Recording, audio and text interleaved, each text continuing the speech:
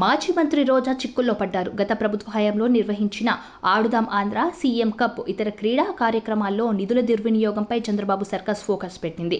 సిఐడికి వివిధ క్రీడా సంఘాలు, సీనియర్ క్రీడాకారులు చేసిన ఫిర్యాదులపై చర్యలు మొదలయ్యాయి.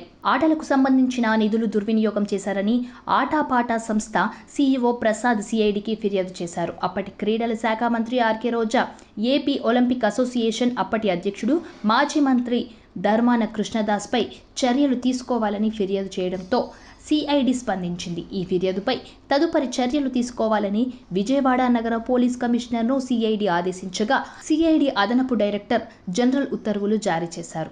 గత ప్రభుత్వ హయాంలో ఎన్నికలకు ముందు 150 కోట్లతో ఆడుదాం ఆంధ్ర కార్యక్రమం నిర్వహించారు.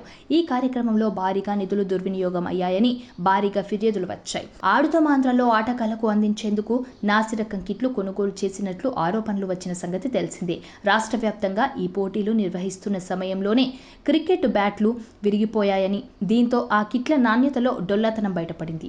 ఈ అంశంపై అప్పట్లోనే చర్చ జరుగుతోంది. అంతేకాదు ఆడుదాం ఆంధ్ర జెర్సీల కొనుగోలు నుంచి ఆటగాళ్లకు కల్పించిన భోజనంలోనూ నిధులు దుర్వినియోగం చేశారని ఆరోపణలు వచ్చాయి.